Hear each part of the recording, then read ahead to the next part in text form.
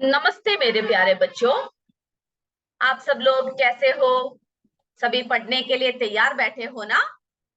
हम लोग कौन सा अध्याय कर रहे हैं? जी हाँ, इकाई 3, पदार्थों का पृथक्करण। जिसमें से हम लोग ये देख रहे हैं कि पदार्थों को किस तरह से पृथक किया जाता है। हम पृथक्करण के विभिन्न विधियों के बारे में चर्चा कर रहे हैं। हमने सबसे पहले किसके बारे में चर्चा कर लिया? ठोस पदार्थों को ठोस से पृथक करना, जिसके अंतर्गत हमने क्या क्या देखा? फटकना और ओसाना, है ना? उसके बाद हमने थ्रेशिंग की बात की, बीनना, चालना, ऊर्ध्वपातन आदि के बारे में हमने बात किया। आज हम लोग देखेंगे अघुलनशील ठोस पदार्थों को द्रव से कैसे पृथक करते हैं। यानी जो पदार्थ पानी में नहीं घुलते हैं, है ना, जो अघुलनशील होते हैं, घुलते नहीं है, उनको हम लोग किस तरह से पृथक करते हैं। तो सबसे पहला, तलछटीकरण और निथारना। तलछटीकरण यानी सेडिमेंटेशन, और निथारना को क्या बोलते हैं हम लोग? डिकेंटेशन। तो हम लोग देखते हैं कि इस प्रक्रिया द्वारा किस तरह से हम लोग ठोस पदार्थों को द्रव पदार्थों से अलग करते हैं। अगर आप एक ग्लास या एक बीकर, कोई भी बर्तन लो, उसमें क्या करो? उसमें थोड़ा सा बालू या रेत, है ना, को घुला को आप क्या करो? घोलो, अच्छी तरह उस पानी में घोलो। तो आपको पता है कि रेत क्या है पानी में, या बालू क्या है पानी में, घुलता नहीं है। फिर हम लोग क्या करेंगे? उस गिलास को थोड़ी देर क्या करेंगे? थोड़ी देर रख देंगे। और जब हम लोग उस ग्लास को थोड़ी देर के लिए रख देंगे, तब क्या होगा? जो रेत है, रेत क्या होगा? रेत उसकी तली में बैठ जाएगा, है ना? रेत क्या होगा? उसकी थली में जो है बैठ जाएगा। और हम लोग थोड़े समय बाद क्या कर सकते हैं?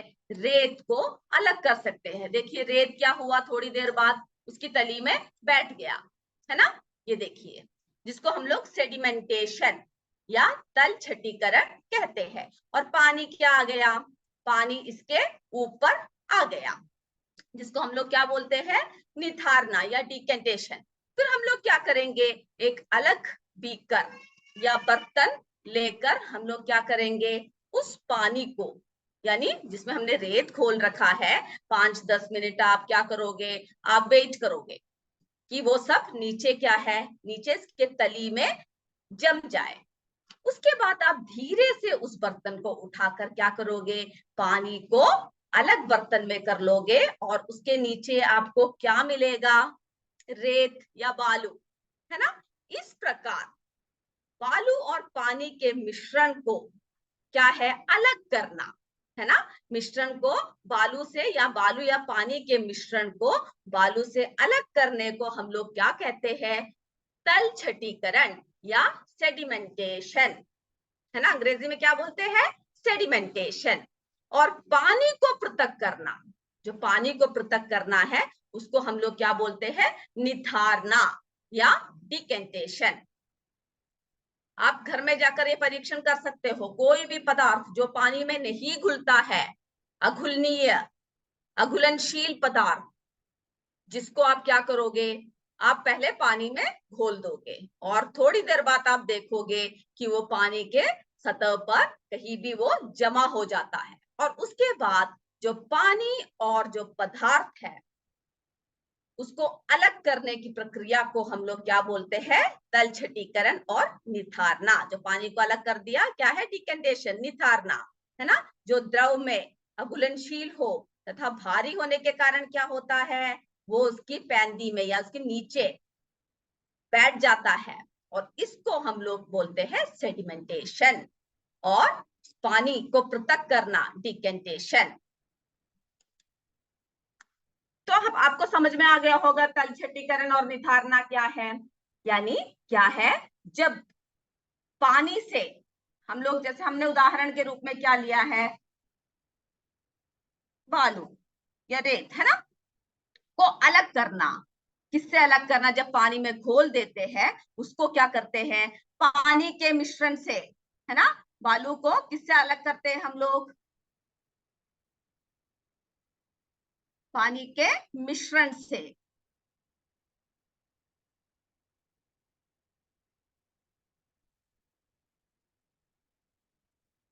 अलग करना।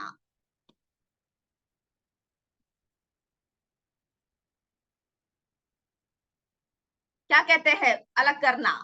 तल छटीकरण, है ना, यानी सेडिमेंटेशन। अलग करना क्या बोलते हैं? तल छटीकरण या सेडिमेंटेशन, अंग्रेजी नाम भी आप याद रखोगे। और उसके बाद फिर क्या होता है? पानी को पृथक करना। फिर हम किसको पृथक कर रहे हैं? पानी को, यानी जो भी पदार्थ आपने घोल रखा है उससे क्या कर रहे हैं? पानी को पृथक।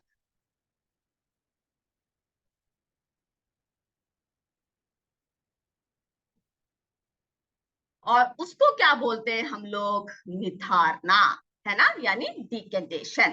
तो ये प्रक्रिया आपको समझ में आ गया होगा ना, कि अगर आप एक बीकर में या फिर एक गिलास में क्या कीजिए, पानी लीजिए और उसमें थोड़ी सी बालू मिलाए, और उसके बाद क्या होगा? इसको थोड़ी देर आप रखे रहने दें।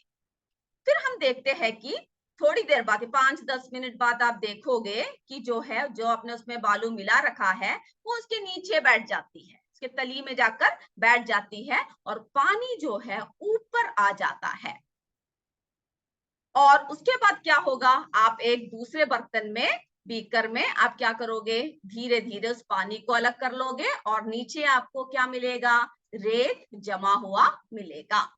तो ये है पहला तरीका, कि किस तरह से अघुलनशील ठोस पदार्थों को द्रव से हम लोग पृथक करते हैं। तल छटीकरण और निथारना, सेडिमेंटेशन एंड डिकेंटेशन। ये आप घर में जाकर क्या करोगे? एक बार उसको लिखकर भी देखोगे अपने किताब में, पेज नंबर 23 में क्या करोगे? आप पढ़ोगे और इसको आप पॉइंट्स को क्या करोगे? अंडरलाइन करोगे पेंसिल के साथ, और उसके बाद आप उसको लिखोगे। अब हम लोग देखते हैं अगला तरीका कौन सा है। हम लोग अगले तरीके की तरफ चलते हैं, कि किस तरह से द्रव पदार्थों से ठोस रूप के पदार्थों को हम लोग अलग करते हैं। अब अगला जो तरीका है वो है छानना। छानना, जिसको हम लोग अंग्रेजी में क्या बोलते हैं? फिल्टरेशन।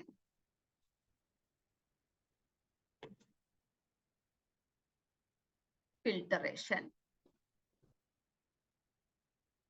छानना, या हम लोग बोलेंगे उसको फिल्टरेशन।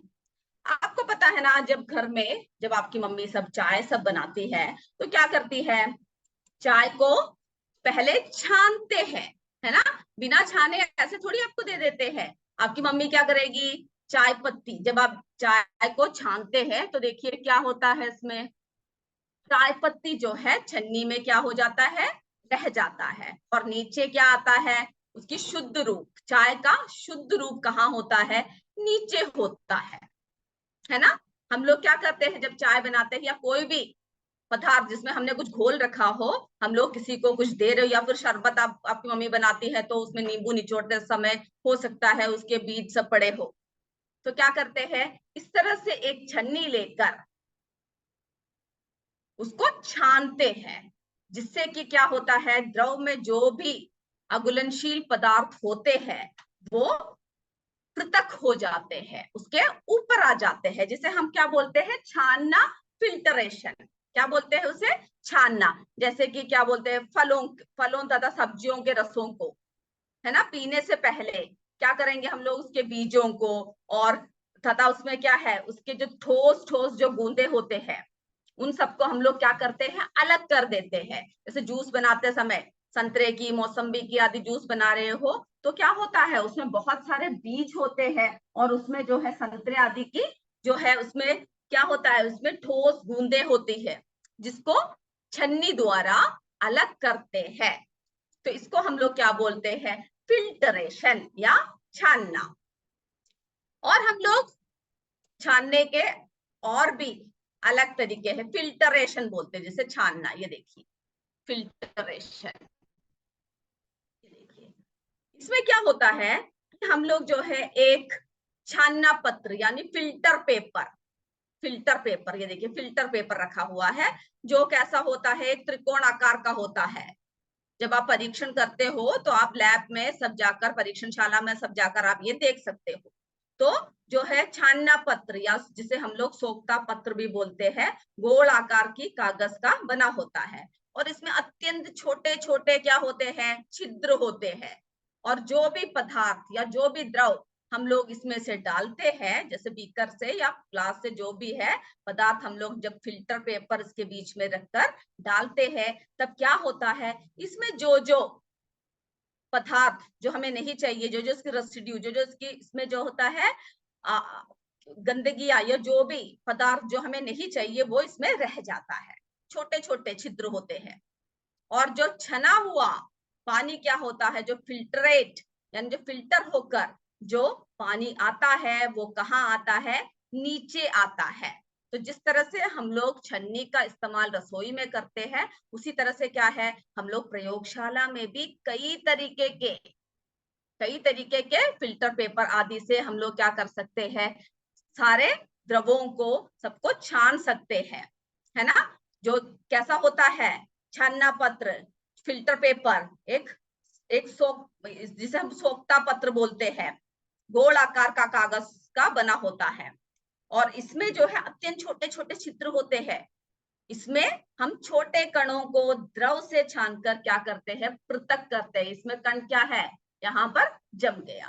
तो ये दो तरीके हमने देखा कि किस तरह से हम जो है किसका इस्तेमाल करते हैं, छानना। तो आपको समझ में आ गया होगा फिल्टरेशन क्या है, छानना क्या है, जिसमें से जो हम लोग क्या करते हैं, इस विधि का प्रयोग करके छानना, है ना। इस विधि का प्रयोग कर कर हम लोग जो है द्रव में अघुलनशील पदार्थ को, कैसे पदार्थ को अलग करते हैं, जो द्रव में, जो जल में, पानी में, द्रव में अघुलनशील पदार्थ को हम लोग क्या करते हैं, अलग करते हैं।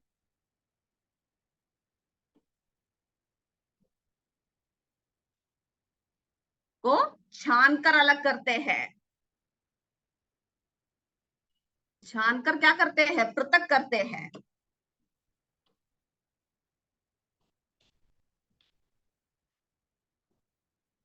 तो ये आपको समझ में आ गया होगा ना बच्चों। आपके किताब में चित्र 3.7 दे रखा है, जिसको आप देखिएगा। 3.7 दे रखा है, जिसमें हमने क्या कहा, फिल्टर पेपर, है ना। फिल्टर पेपर का इस्तेमाल कर कर किस तरह से छानते हैं, छानना पत्र क्या बोलते हैं फिल्टर पेपर को। चलिए समझ में आ गया ना। द्रव में अघुलनशील पदार्थ को क्या करते हैं हम लोग, छान कर पृथक करते हैं, जिसको हम लोग क्या बोलते हैं, छानना या फिल्टरेशन। क्या बोलते हैं, छानना या फिल्टरेशन। और हम लोग किसका इस्तेमाल करते हैं, किसका इस्तेमाल करते हैं, छानना पत्र, जिसको हम लोग अंग्रेजी में क्या बोलते हैं, फिल्टर पेपर, फिल्टर पेपर, जिसका हमने आपको एक चित्र दिखाया, है ना, वो आपकी किताब में भी दे रखा है। तो हम लोग जो भी आपके जो चित्र 3.7 में क्या दे रखा है कि जब आप छानना पत्र लेते हो तो उसे क्या है, आप त्रिकोणीय आकार में, आकृति में मोड़ देते हो। आप अपने चित्र को देख सकते हो, है ना। और उसके नीचे क्या रखते हैं, एक बीकर रखते हैं, और दूसरे बीकर में या गिलास में हम लोग क्या कर रहे हैं, हमने आपको दिखाया ना अभी। जरा आपको देखना है तो आपके किताब में भी आप देख सकते हो। चलिए फिर हमने क्या किया है, ये देखिए खाना पत्र ले रखा है, इसको क्या है, कोनी आकृति में मोड़ रखा है। है ना। और उस फनल में हमने, इस फनल में जो है, इस बर्तन में जो है हमने उसको लगा रखा है। और फनल के नीचे के एक बीकर में क्या कर रहे हैं हम लोग, एक ग्लास से, ग्लास में या तो मिट्टी का मिला हुआ कोई गंदा पानी हम लोग ले रहे हैं और धीरे धीरे इस फनल में हम लोग उसको डाल रहे हैं। और हम देखते हैं कि क्या हो रहा है कि नीचे जो है कैसा पानी जमा हो रहा है, एकदम शुद्ध पानी, है ना। और जो छन्ना द्वारा सूक्ष्म आकार के जो अघुलनशील पदार्थ है, ये सब यहाँ पर फिल्टर पेपर में क्या हो गया है, जमा हो गया है। तो हम लोगों ने देखा कि छानने का चयन मिश्रण के कणों के आकृति के अनुसार, जैसे कि छानने का चयन, जैसे बड़े आकार के भी छिद्र होते हैं, छोटे आकार का भी, अगर बहुत ही सूक्ष्मतम कण है जिनको आपको छानना है तो उसके हिसाब से ही आप फिल्टर पेपर को के छिद्रों का चयन करोगे।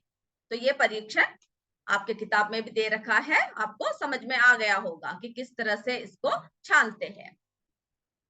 चलिए अब हम अगले प्रक्रिया की तरफ चलते हैं।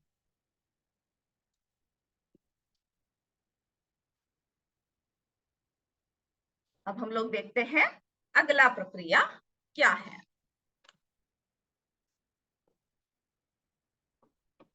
अगला प्रक्रिया,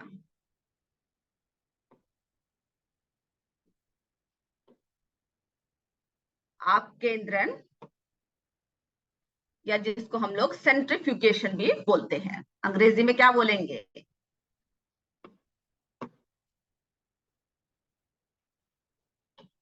सेंट्रीफ्यूगेशन।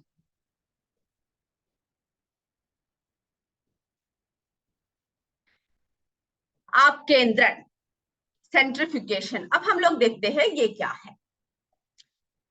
आपने, कई लोगों ने देखा होगा कि पुराने जमाने में सब, या फिर अभी भी क्या है, गांवों में सब जब आप जाते हो तो आप क्या देखते हो कि किस तरह से, है ना, किस तरह से क्या है, मक्खन को दूध से या दही से आदि से अलग किया जाता है।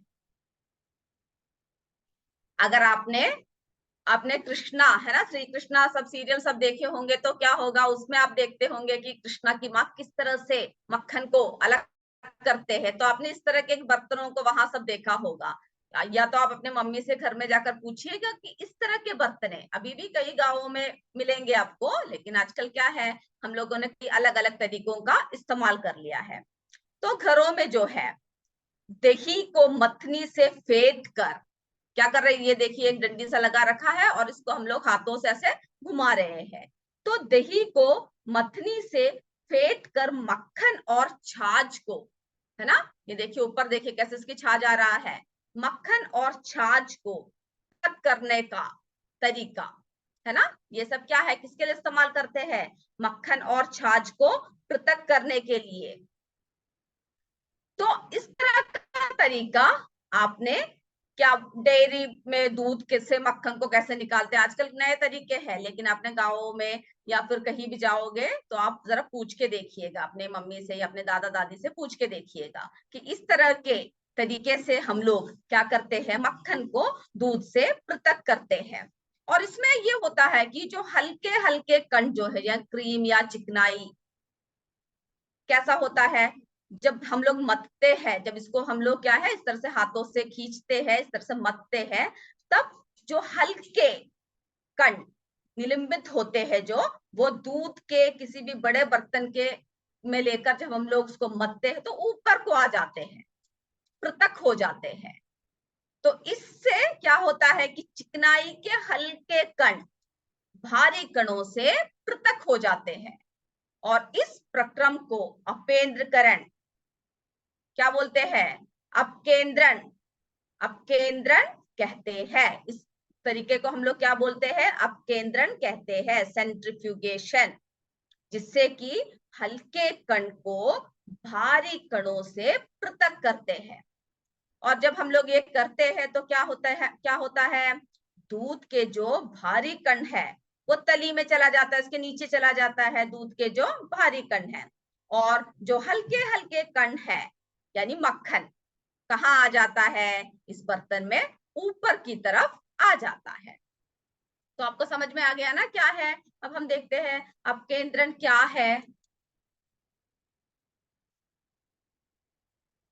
तो इसमें क्या होता है अपकेंद्रण सेंट्रीफ्यूगेशन, इसमें ये होता है कि जो है हल्के हल्के कण, कैसे कण ऊपर आते हैं, हल्के कण, हल्के कण जो है भारी कणों से,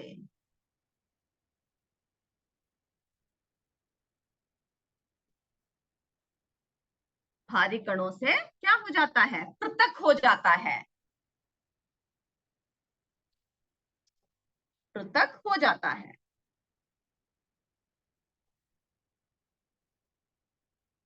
जिसका उदाहरण हमने देखा कि हमने किस तरह से दूध से मक्खन को अलग किया है ना, जिसको हमने आपके किताब में भी चित्र 3.8 3.8 में दे रखा है।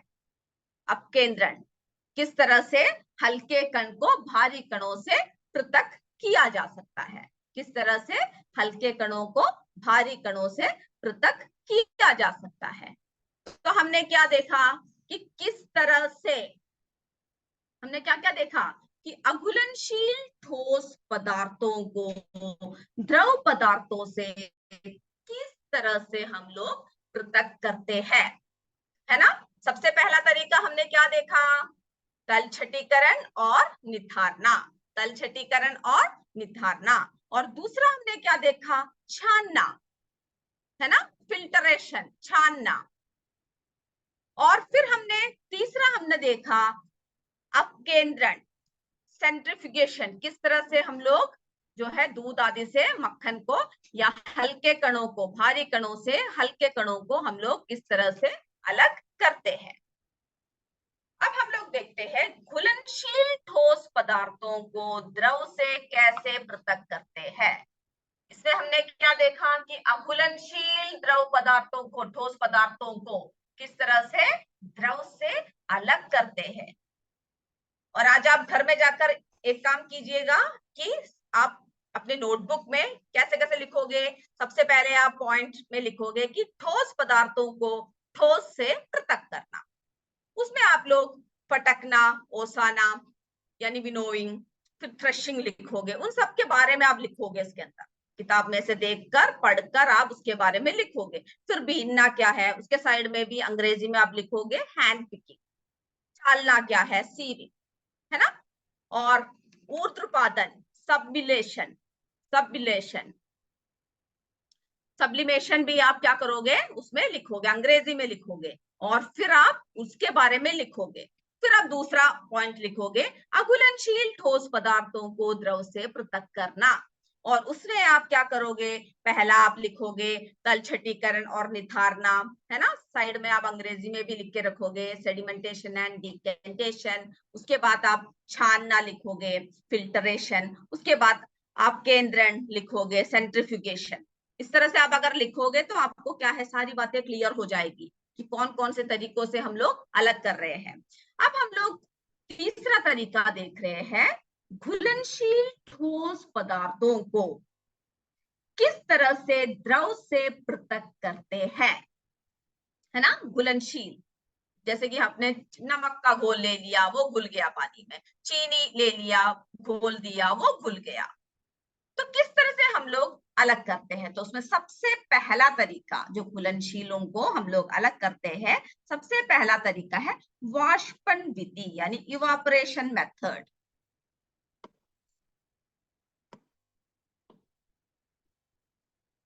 वाष्पन विधि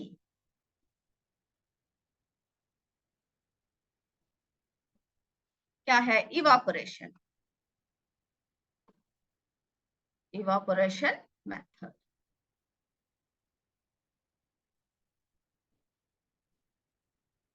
इवापोरेशन मेथड, तो हम देखते हैं कि किस तरह से हम लोग अलग करते हैं।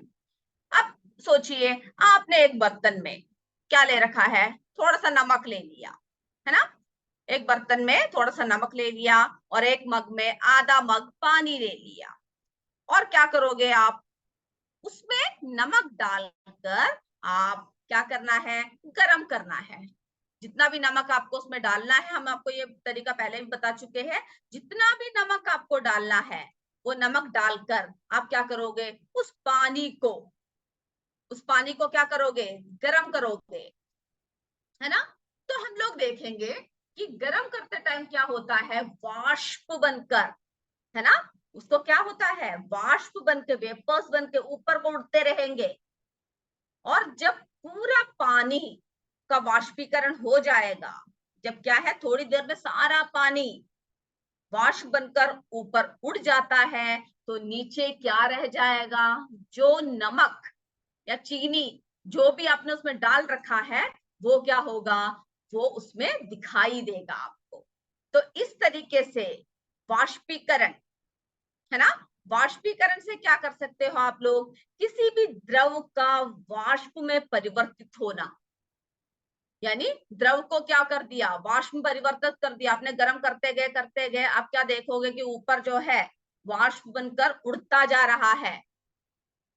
तो इस विधि से हम लोग क्या करते हैं, नमक, चीनी आदि के घोल को अलग कर सकते हैं। और इसी तरीके का इस्तेमाल कर कर इवापोरेशन मेथड, वाष्पन विधि, इसी तरीके का इस्तेमाल करके हम लोग क्या करते हैं, जो समुद्र होता है ना, समुद्र से भी नमक बनाते हैं, तरीके का इस्तेमाल करके वाष्पीकरण।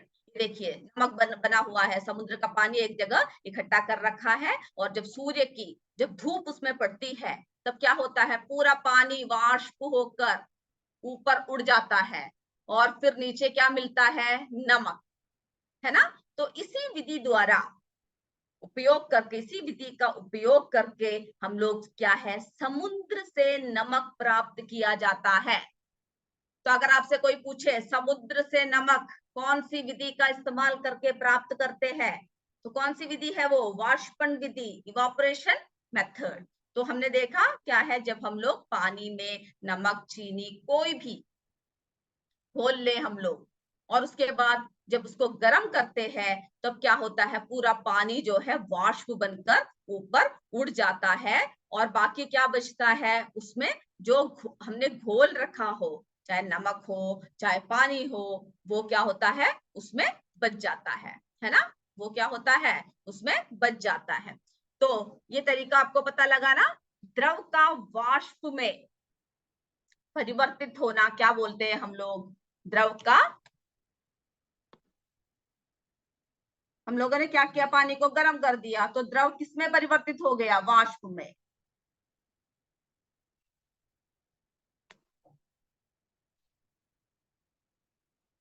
द्रव का वाष्प में क्या होना, परिवर्तित होना, क्या होता है, द्रव वाष्प में परिवर्तित होता है, जब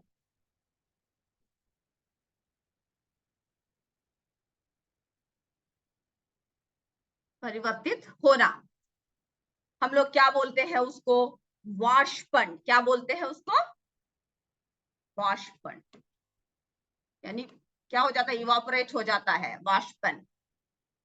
और ये जो क्रिया हम लोग करते हैं, इसको हम लोग क्या बोलते हैं, वाष्पीकरण बोलते हैं। जो क्रिया हम लोग जो करते हैं, इसको जो हम लोग गर्म करते हैं, उसके बाद क्या होता है, सारा द्रव वाष्प में परिवर्तित हो जाता है, और इस क्रिया को हम लोग क्या बोलते हैं, वाष्पीकरण, क्या बोलते हैं, वाष्पीकरण। तो आपको सारे क्रियाएं सब आपको याद होना चाहिए कि कौन सा क्रिया है, उससे क्या होता है, और इस विधि से किन किन पदार्थों को हम लोग पृथक करते हैं, ये सारी बातें आप क्या करोगे, याद रखोगे। तो वाष्पन विधि, इवापोरेशन मेथड, जिसमें क्या होता है, किसी भी, है ना, किसी भी जैसे पानी हो या कोई भी द्रव पदार्थ, जिसको हम लोग गर्म करने से वाष्प बनकर वो क्या होता है, ऊपर उड़ जाता है, वाष्प बनकर ऊपर उड़ जाता है। और अगर आपको उससे नमक को पृथक करना हो, तो या चीनी को पृथक करना हो, तब क्या होता है, ऐसे बहुत सारे पदार्थों को हम लोग ऐसे पृथक कर सकते हैं। जो घुलनशील होता है पानी में, और पानी को गर्म करके वाष्पित करके पानी को उसमें से हटाकर हम लोग क्या कर सकते हैं, हम लोग उस पदार्थ को वापस ला सकते हैं, है ना। तो किसी भी द्रव का वाष्प में परिवर्तित होना क्या कहलाते हैं, हम लोग वाष्पन कहलाते हैं। और द्रव को वाष्प में परिवर्तित होना क्या है, वाष्पन कहलाते हैं। और ये जो क्रिया है इसको हम लोग क्या बोलते हैं, इसको हम लोग वाष्पीकरण बोलते हैं। तो इतने बातें आप लोग याद रखोगे और एक बार अच्छे से पढ़कर इन सब पॉइंट्स को आप अपने नोटबुक में लिख कर आओगे। और अगली कक्षा में हम लोग और भी विधियां बताएंगे जिनसे हम लोग क्या कर सकते हैं, पदार्थों को द्रव पदार्थों से पृथक या घुलनशील पदार्थ को किससे पृथक कर सकते हैं, पदार्थों से, पानी से सब पृथक कर सकते हैं। तो आप सब लोग आज घर में जाकर बाकी के पढ़कर भी आओगे। तो उम्मीद करती हूँ आज की कक्षा आपको समझ में आ गई है, और एक और बार पढ़ोगे तो आपको अच्छे से समझ में आ जाएगी। तो इसी के साथ मैं आज की कक्षा यहीं पर समाप्त करती हूँ। जय विद्या शक्ति, जय हिंद, जय भारत, धन्यवाद।